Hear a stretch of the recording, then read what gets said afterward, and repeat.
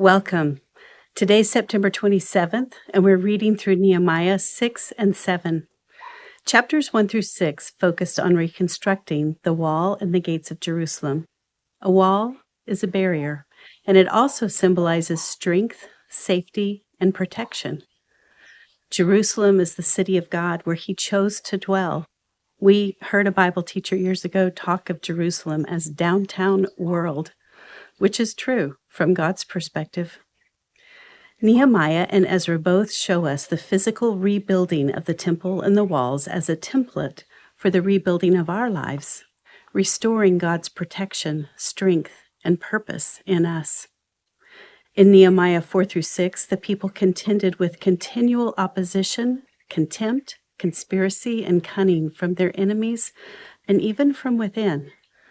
In chapter 6, Nehemiah exercises discernment when he recognizes the plots against him.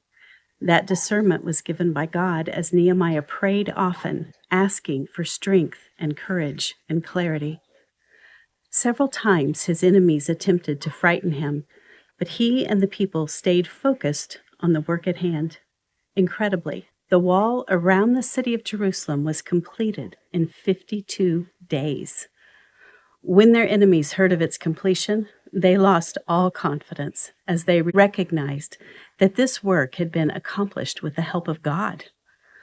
Here is a principle for us to remember. Listen to God's direction for your work. Focus on Him, not on the what-ifs or fears. Do the work that God enables, and know and proclaim that it was accomplished by God's help. God worked through Nehemiah to restore protection to the people of Jerusalem. As they obeyed and completed the work, they were strengthened and encouraged. They began to see how life can be when God leads. They were able to overcome fears and the taunts of their enemies as He strengthened them. They were able to accomplish His purpose that has lasting eternal value. Chapter 7 begins with Nehemiah setting up the gates of the city and then assigning the gatekeepers, the singers, and the Levites.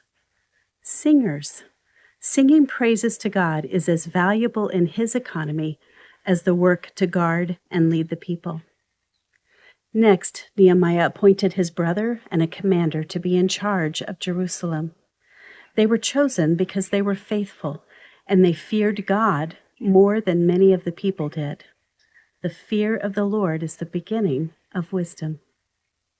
Nehemiah then assembled the people to be enrolled by genealogy, in a list similar to the one in Ezra chapter 2. It is tedious to read through so many unfamiliar names, and yet it impresses on me the value of each person in the eyes of God. He knows each name. He knows what we do. Each person matters to Him. These chapters remind me that God is personally involved with His people and in the work He has for them and for us. Do we know what He has for us to do? In 1 Corinthians 12, Paul explains that all believers make up the body of Christ. The Holy Spirit distributes gifts for us to function as one under the headship of Christ. There are a variety of gifts, but the same Spirit. There are varieties of ministries, and the same Lord Jesus.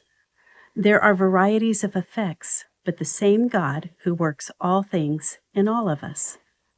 We have the privilege to serve Him, each of us, not just the leaders in our churches. We serve with the gifts that He gives us individually. As Nehemiah prayed often for direction, may we make time to hear God's specific direction to us individually, and then be filled with joy as we walk in step with Him.